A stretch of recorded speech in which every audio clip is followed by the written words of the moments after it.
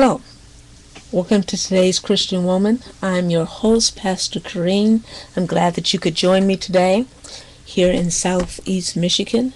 It has been a little patchy of rain, but the temperature is 85. I'm glad we have that canopy of the clouds because it would be too hot and muggy. I have been working in my yard once again, thrilled with being able to do that, and I thank God that, excuse me, that you have taken time out of your day to join me right here. Today we're going to be looking at excellence. We're going to look at three aspects of excellence. I believe excellence of our choices, excellence of our family, and excellence of self. We're going to look at that in light of the scriptures. Ladies, excuse me. You're going to want to get some pencils and papers and see what this has to say. Excuse me. I'm trying to clear the froggy out of my throat here. But I think this is going to be a very important topic for you. You need to be able to hear about excellence and what God expects and what God is capable and desirous of us in our own individual lives. I doubt that there's any of us who haven't been confronted with having to make difficult choices. If we've lived long enough, we know that life is full of difficult choices that we must make. Decisions that will affect our lives, decisions that take time, and decisions that we don't really care about at all. They're just things that we have to do day by day. But someone has to decide, and so we do so. Choices. We can't avoid them. It's a good thing that God has given us, some of us smaller than others, but a measure of sense. Or we would be frozen by what life throws at us. Life can throw some serious curves and some very low balls there. But it's a good thing that we have God, and we're not frozen by that sense that He's given us, and we're not frozen by what life throws at us. And it's a good thing that God doesn't have to be bothered with those mundane day-to-day decisions we have to make. Those things that we can choose. We can decide on our own, by ourselves. We don't need to trouble God with all these day-to-day decisions. They come up every day. Why bother God? I think that's where we run into trouble. As believers, we should understand that God's not into micromanaging our lives. He's not going to take the decision out of our hands or rule against us, overruled. He's not going to do that.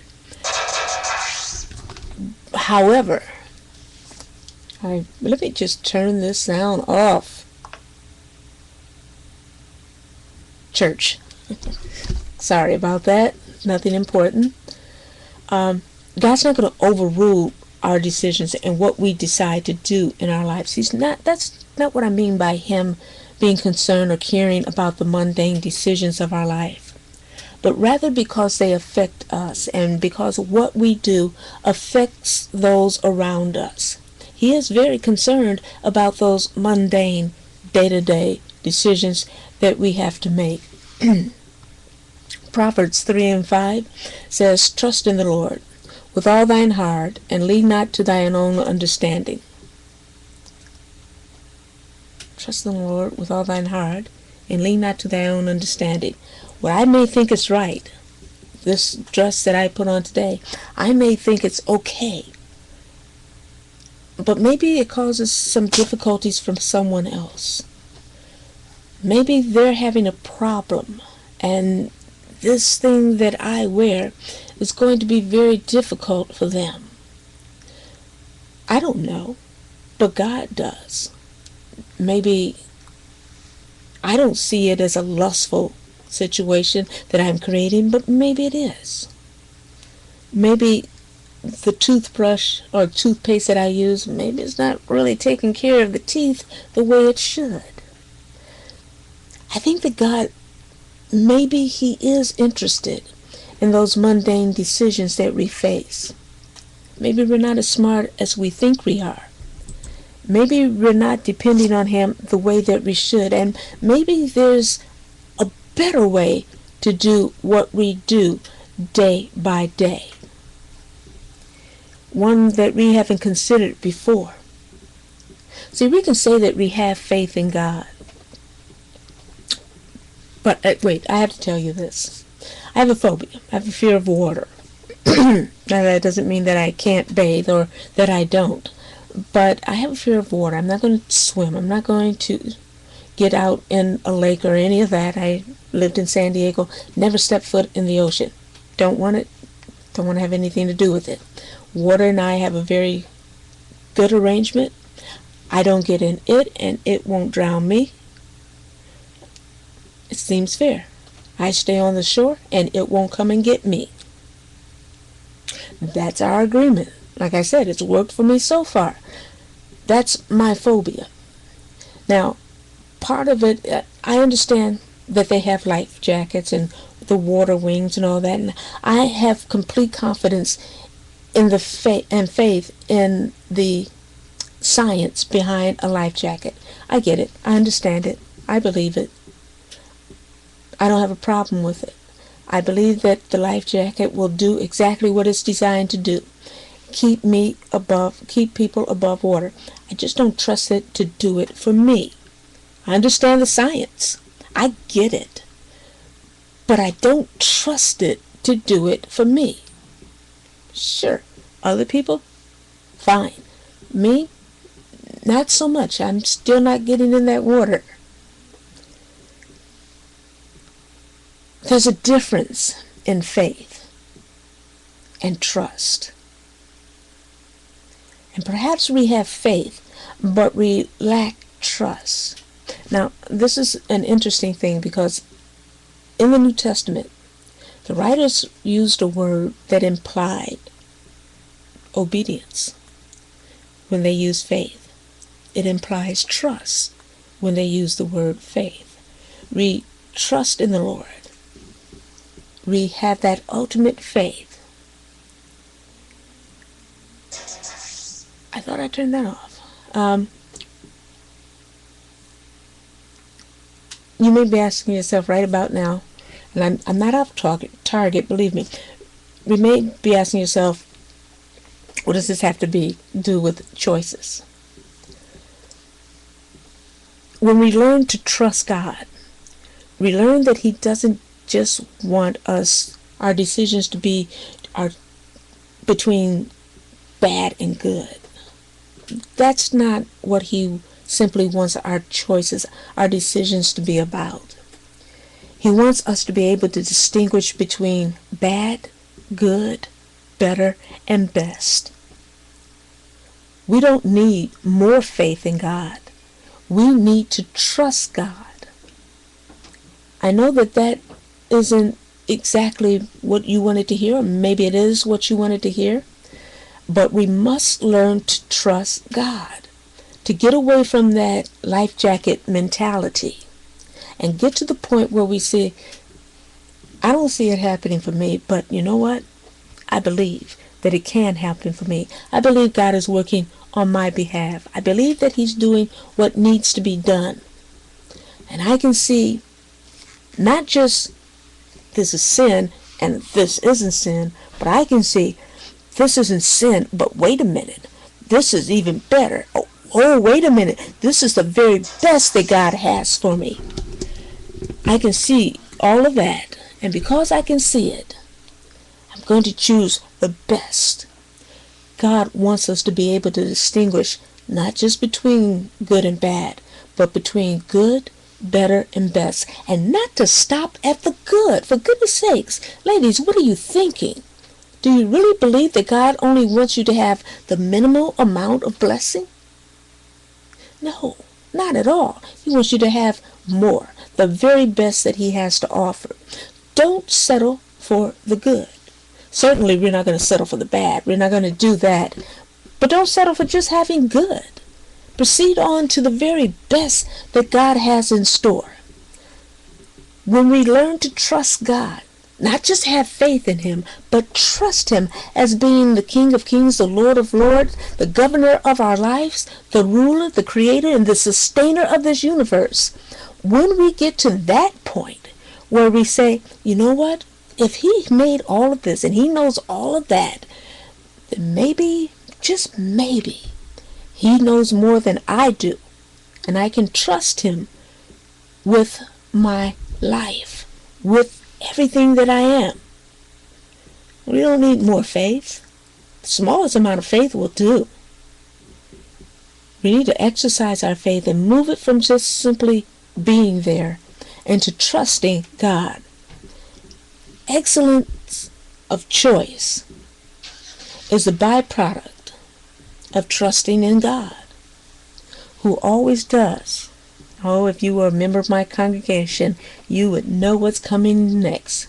Who always does the best thing at the best of times for the best of reasons. Our choices should be governed not by what we think, but what we believe God would have for us. Move into the best. Don't stop at the good. Good is anything. Good is great. Don't get me wrong. Good is nice. It's nice. It's kind of like great grandma nice. Better is kind of like mom nice. Best is you. That's your nice. That's your perfect. That's what's designed for you and you alone. No one else has it. No one else can continue with it. No one else can do it like you can. Make your choices excellent because you trust in God, because you're delivering what he has for you. Seems simple? Of course it's simple. Excellence of choices really isn't that difficult at all. Then we have excellence of family, of our families. This should be especially interesting. It's for the younger set who are still having children. Although those who are older, you should be interested in as well, because families don't go away. They just stay. One of the most striking statements made by Jesus, in my opinion, is while on the cross. He looks at his mother and he says, "Woman, behold thy son." Then looking at John, he says, "Behold thy mother." For me, that says a lot about family and how we are to place our concern for those of our family. In Jewish culture, the care for the widow mother fell on the eldest son. By custom, the care of Mary should have been on her next son, whether that was James or Jude, whichever one it was, because we're not really sure, but irrespective of that, it should have fell on one of them. That was the Jewish customs. That's what they did. Yet here's Jesus on the cross and dying, and he says he's going to break this custom, giving Mary's care to his disciple. I don't think he did this, not because John had money, though he had a few coins there. I don't think that was his rationale. I don't think it was because John was better educated than his brothers.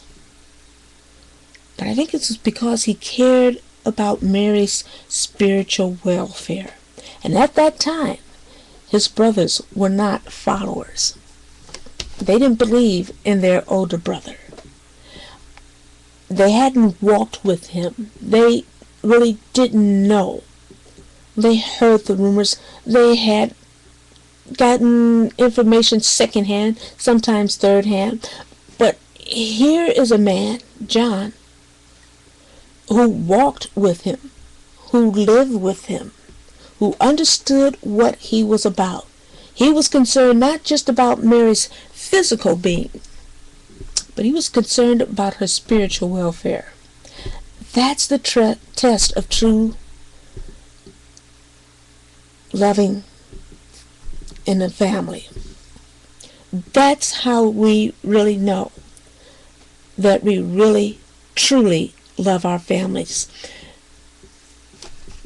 It's great to want our sons and daughters, as well as our grandchildren, to succeed in life. Who doesn't want that?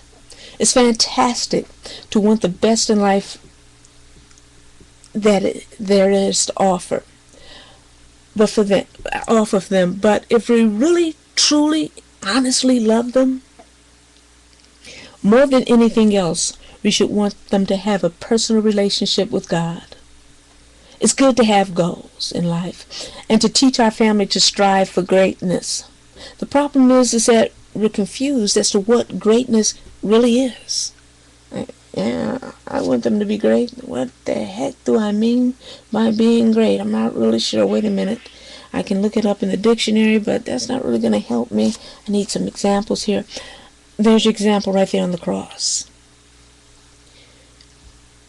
We often buy into society's concept of goals and success, and we forget to teach them that the greatest goal that any of us can ever have is being right with God.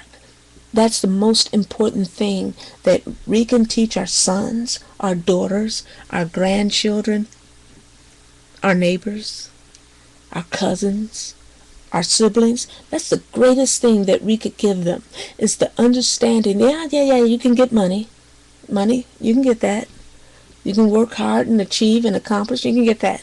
Oh, respect. Yeah, sure. Everyone can love you and think you're the greatest person this side of heaven. Don't worry about it. Yeah, you can get all of that. But what's really important is that you know God. If we're really going to do our jobs, ladies, if we're really going to control our families, not in the sense of overruling them, but guiding them, of getting them to that proper place where they can accept God, because they've seen mom, they've seen grandma, they've seen their aunt, they've seen their cousin live this way. If we can get them to that point, that they understand that being right with God is achieving greatness.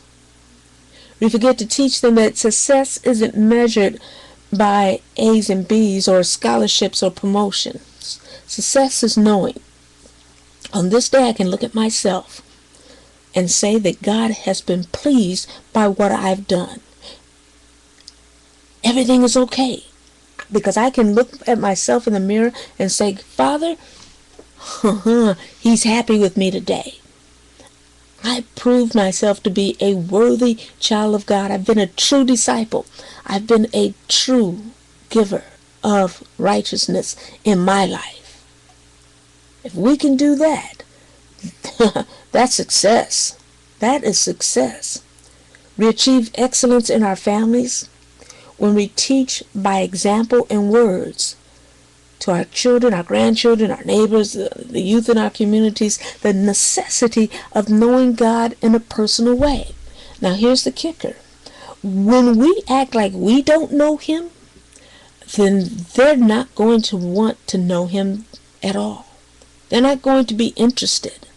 We have to learn as women that we have so much influence in our families just because we happen to be women. We influence the young around us. We influence our spouse. Oh, yeah, we influence them. Oh, no, Pastor, he doesn't listen to me at all. Oh, he is watching, beloved. He is definitely watching. He is looking to see if you live up to what you say that you are. I remember, I wasn't a parent or anything like that, but I remember being in middle school. At that time, it was called junior high. But I was in there, and I went to a predominantly Caucasian school. There was 6 people of color there. 5 of them were in special education. Guess who wasn't? Okay, so it wasn't hard to miss me. But while I was there was a young man that persistently, he spent a whole semester, the whole year, just getting on my nerves. He would punch me in my back. He would walk on the back of my shoes. He would call me out of my name.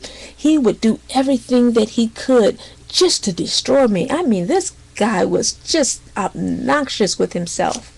At the end of the school year, he came to me and he said, "You know what? I tried to break you. I tried to make you not be a Christian. And then everything that I did, you still stayed strong. You're all right." I didn't know what kind of test I was going through. I had no idea. But ladies, we influence people that are around us. They may try to break us. They may try to destroy us. The family may be and seemingly falling apart. But make sure that you accomplish that one thing in your words and in your deeds, letting them know that if you accomplish nothing else in life, accomplish this. Know who God is for yourself. And then there's the excellence of self. Excellence of self may seem like an ego problem, but it isn't. It's looking at yourself through the eyes of grace. It's knowing that although none of us are without faults, when there is a right relationship with God, there's more than meets the eye. I may not be the brightest bulb in the pack, but I have the mind of Christ. Is that possible? You know it is. Come on, Philippians 2:5. Let this mind be in you, which was also in Christ Jesus. That's excellence.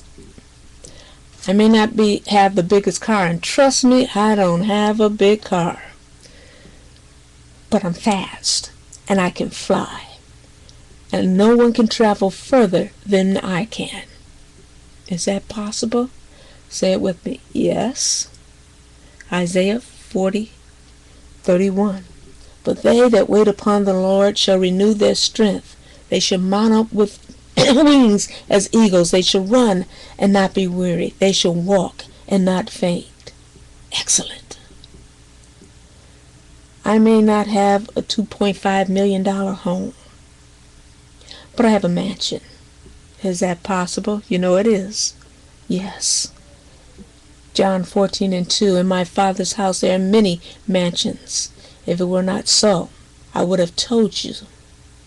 I go to prepare a place for you. Excellent. You may not be able to pronounce my name correctly. Don't worry about it. I have a new name anyway. Is that possible? Oh yeah.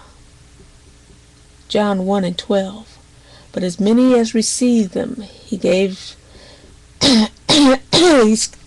to them he gave the power to become sons of God, even to them that believed on his name. Excellent. Excellence of self is accomplished by knowing who you are and what you are in Christ. Excellence of self is found in only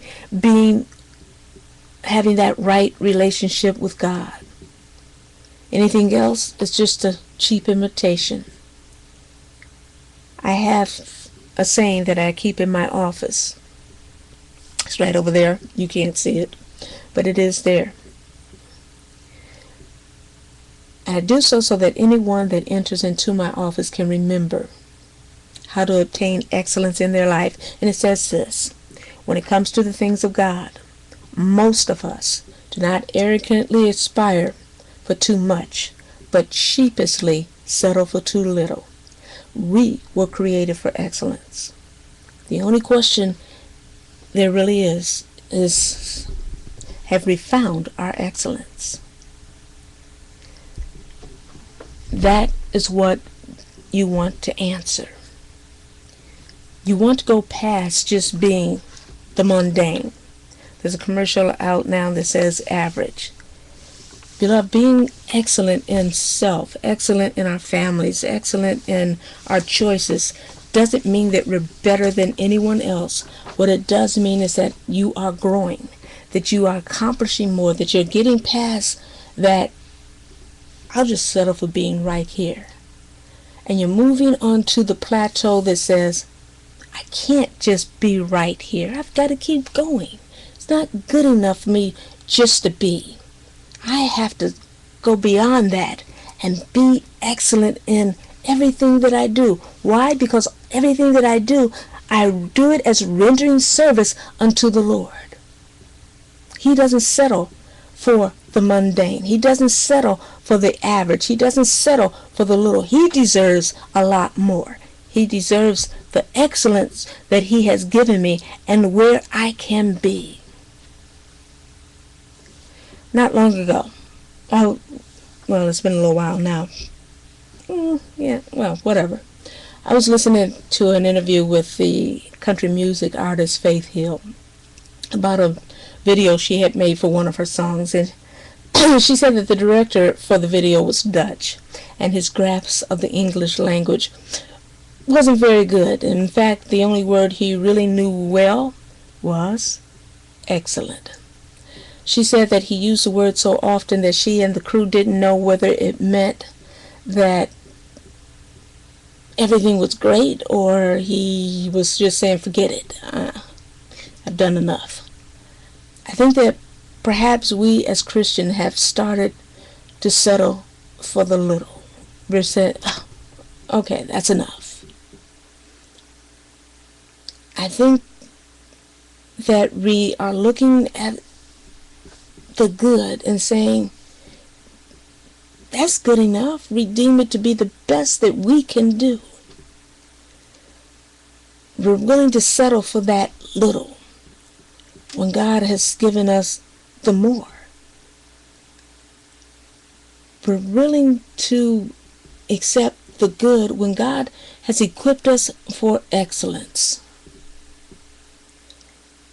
He wants us to exceed what we think we can do and understand that all that we accomplish will be accomplished through Him. Don't settle for just having the little. We keep shooting for the moon. Yeah, let's get to the moon. Shooting up there. If I reach there, that plateau, that will be great. And God is saying, yeah, that's the moon. I want to give you the stars. I want your faith to be as such that you're the stars. I want you to keep climbing in your growth, in your spiritual growth, that you're not settling for the moon. You are going for the stars. And don't say that they're out of your reach, because I am doing it all through you. I'm making sure that you're equipped for excellence, and I'm making sure that you can achieve that excellence in your life. Don't settle for the little. No, I just will take whatever God gives me. I'll be happy with that. When God is saying, I want you to take what I've given you and allow me to grow that so that it is not just the good. It's not just the better, but it is the best. You've moved right into that category of excellence. No more will your choices be, let me see, let me flip a coin, or let me guess, or who won't yell the most, or will my husband be happy with this? Will my children be glad? Will my grandchildren say, great job, Grandma? Forget all of that. Is God happy with the choices I made on this day? Is He pleased? Are they enough? Are they not enough? If they're not enough, ladies, we need to start looking for the more than enough. I use the term enough, and I wanted you to understand that don't settle for, I did enough. Settle for, man, I made God dance today. He was so happy with me, he just started dancing. He was so thrilled with how I lived my life. He was jumping up and down. Jesus and he traded high fives. It was just glorious. I could actually hear the angels sing, all because I did excellent. I want you to understand, it's not about being perfect. I don't think we're going to reach perfection here in this stage. But I do believe we can reach that excellence that God has for us. So when you're starting to think, I can't do it, I want you to remember, God created your world and who you are and equipped you physically, mentally, and spiritually with what you needed to accomplish the excellence in your life. Don't settle for the little. Keep going. Keep striving. Keep moving. And take one thing and one thing only: excellence. I'm glad you could join me today on today's Christian Moment. I invite you to join me again next Wednesday right here on WIGNTV as we will continue learning more about women today. Until we meet again, may God bless you and keep living saved.